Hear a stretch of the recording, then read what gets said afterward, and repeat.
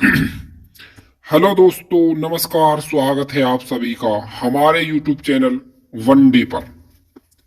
अभी जो भर्ती आई हुई है यूपी पुलिस 2023, यहां पर देख सकते हैं 60,244 क्या है पद हैं टोटल। और यहां पर मैं आपके लिए क्या है जीके के क्वेश्चंस लेकर आया हूं, और जो कि बहुत ही ज्यादा महत्वपूर्ण है हर एक एग्जाम की दृष्टि से। तो मैं यहाँ पर आपको जीके जीएस टॉपिक वाइज यहाँ पर लिखा हुआ है, और हाँ ये बिल्कुल सही है, टॉपिक वाइज मैं आपको यहाँ पर जीएस और जीके कराने वाला हूँ उत्तर प्रदेश पुलिस 2023-24 के लिए। एवरीडे वन टॉपिक, यानी कि हर दिन आपको एक टॉपिक देखने को मिलेगा, और एक टॉपिक पर जितने भी क्वेश्चंस बन सकते हैं सारे के सारे उस वीडियो में आपको मिलने वाले हैं। तो आप चैनल पर अगर नए हैं तो चैनल को कर लीजिए सब्सक्राइब, क्योंकि ये बहुत ज्यादा मदद करने वाले हैं क्वेश्चंस आपकी एग्जाम में। और सिंधु घाटी सभ्यता से हमेशा एक क्वेश्चन जरूर मिलता है, जरूर किसी न किसी एग्जाम में यहां से एक क्वेश्चन मिलता ही मिलता है। तो यहां पर मैं आपको क्वेश्चन कराने वाला हूं। शुरू करते हैं पहले क्वेश्चन से।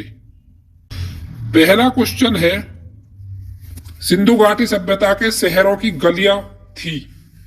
तो यहां पर पूछा है गलियां थी, तो इसका जो सही उत्तर होगा वो होगा चौड़ी तथा सीधी।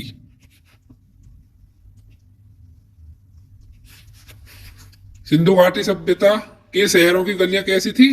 सीधी तथा चौड़ी। Next question. अगला क्वेश्चन है, हड़प्पा के लोगों की सामाजिक पद्धति कैसी थी? हड़प्पा के लोगों की सामाजिक पद्धति कैसी थी? तो इसका उत्तर है उचित समतावादी। उचित समतावादी। तो इस तरह से आप याद रखेंगे क्वेश्चन को कि हड़प्पा सभ्यता के जो लोग थे उनकी सामाजिक पद्धति कैसी थी, लोगों की सामाजिक पद्धति कैसी थी? तो वो थी उचित समतावादी। नेक्स्ट क्वेश्चन देखते हैं।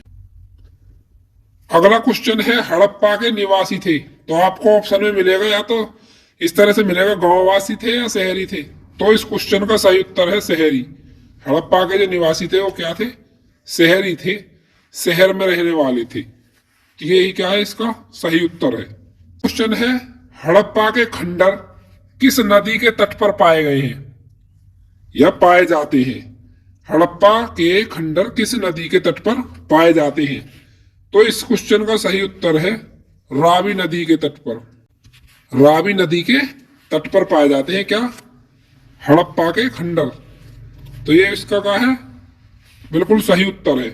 अगला क्वेश्चन है, सिंधु घाटी के घर किससे बनाए जाते थे? तो इस क्वेश्चन का सही उत्तर है ईंटों से।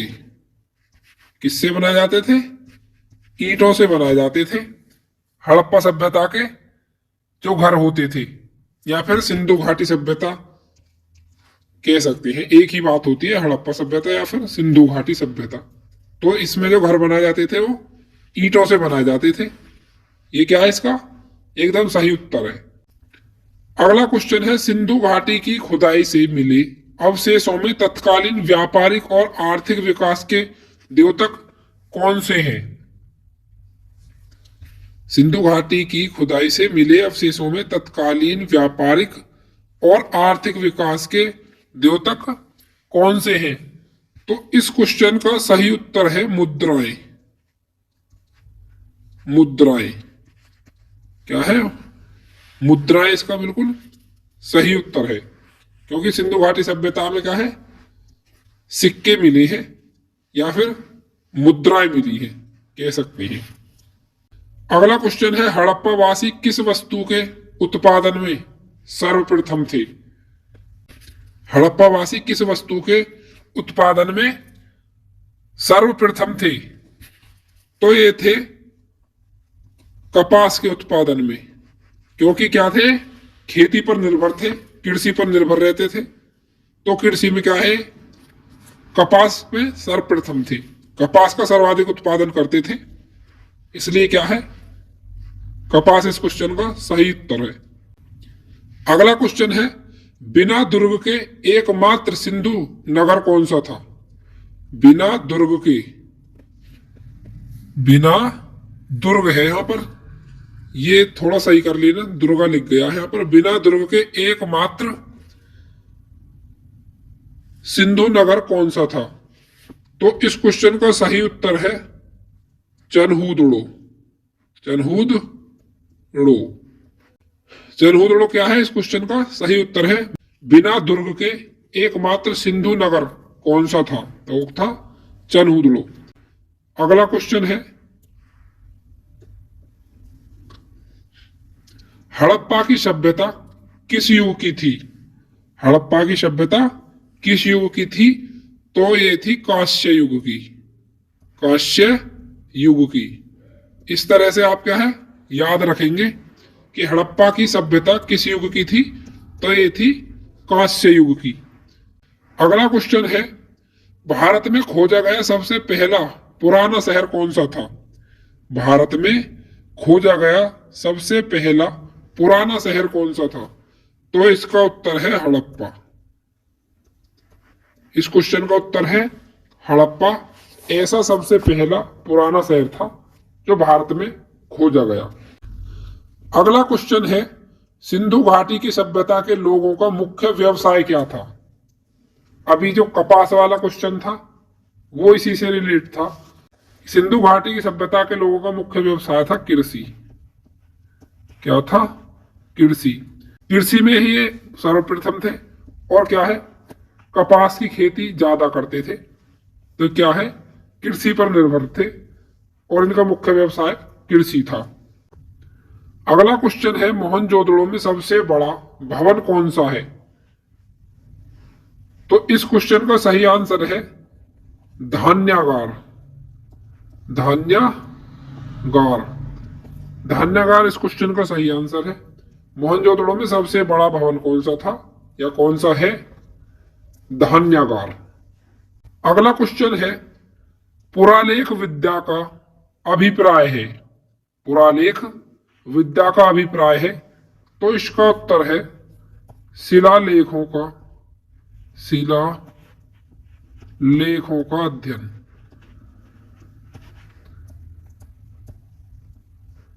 शिलालेखों का अध्ययन इस क्वेश्चन का सही आंसर है। पुरालेख, पुरालेख का मतलब है पुराने लेख।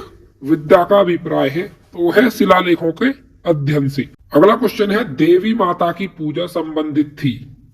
देवी माता की पूजा संबंधित थी। तो इस क्वेश्चन का सही उत्तर है सिंधु घाटी, सिंधु घाटी सभ्यता के साथ, सभ्यता के साथ देवी माता की पूजा सिंधु घाटी सभ्यता के साथ संबंधित थी। तो ये क्या है, इसका सही उत्तर है।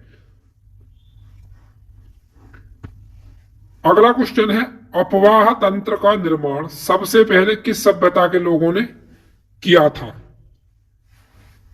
अपवाह तंत्र का निर्माण सबसे पहले किस सभ्यता के लोगों ने किया था?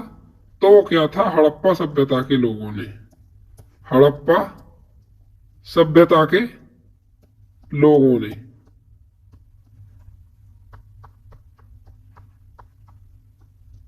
ये इसका सही उत्तर है कि अपवाह तंत्र का निर्माण सबसे पहले हड़प्पा सभ्यता के लोगों ने किया था। अगला क्वेश्चन है, पैमाने की खोज ने यह सिद्ध कर दिया कि सिंधु घाटी के लोग माप और तौल से परिचित थे। यह खोज कहां हुई थी? यह खोज कहां हुई थी? तो यह खोज हुई थी लोथल में। लोथल इसका सही उत्तर है कि पैमाने की खोज ने सिद्ध कर दिया कि सिंधु घाटी के लोग जो थे वो माप और तौल से परिचित थे, यानी कि वो अपने सामान को मापते तोलते थे। और यह खोज हुई थी लोथल में। जो वस्तु बेचते थे या फिर खरीदते थे उनको नापते तोलते थे। इस तरह से क्या है, यह खोज लोथल में हुई थी। अगला क्वेश्चन है, कालीबंगन किस प्रदेश में विद्यमान है? कालीबंगन किस प्रदेश में विद्यमान है? तो इसका सही उत्तर है राजस्थान। राजस्थान। तो राजस्थान में क्या है?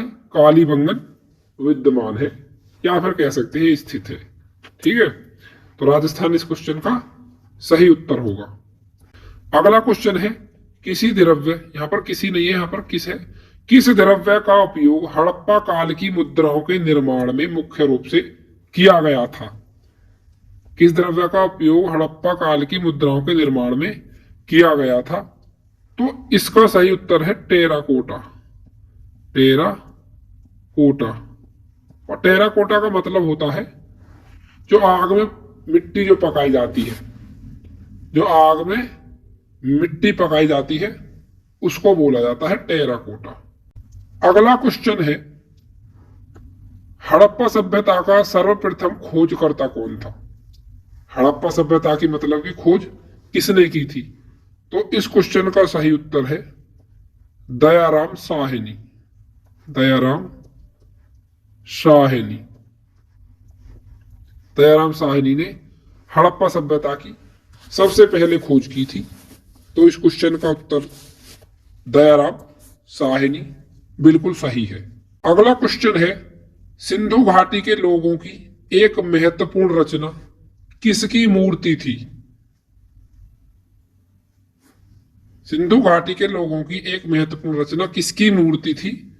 तो इसका उत्तर है नृत्य करती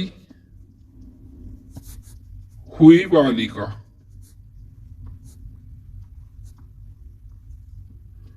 आपसे पूछा जा सकता है कि ये जो मूर्ति बनी हुई थी ये किस धातु की बनी थी? तो ये कांसे की बनी हुई थी, कांसे की बनी हुई मूर्ति थी, कांसे की नृत्य करती हुई मूर्ति थी ये। अगला क्वेश्चन है, हड़प्पा सभ्यता की खोज किस वर्ष में हुई थी? हड़प्पा सभ्यता की खोज किस वर्ष में हुई थी? तो ये हुई थी 1922 में, हड़प्पा सभ्यता की खोज। और अभी मैंने बताया है किसके द्वारा? दयाराम साहनी। दयाराम साहनी के द्वारा 1922 में हड़प्पा सभ्यता की खोज हुई थी। अगला क्वेश्चन है, और ये आज के वीडियो का अंतिम क्वेश्चन है। क्वेश्चन है, सिंधु घाटी सभ्यता का पत्तन नगर, पत्तन नगर का मतलब होता है बंदरगाह, कौन सा है? और बंदरगाह का मतलब होता है जहां पर जहाज सामान का आदान प्रदान करते हैं, जो पानी वाले जहाज रहते हैं, जहां पर इनका रुकना होता है, जहां पर ये ठहरते हैं सामान उतारने के लिए या फिर सामान भरने के लिए, उसे बंदरगाह कहते हैं।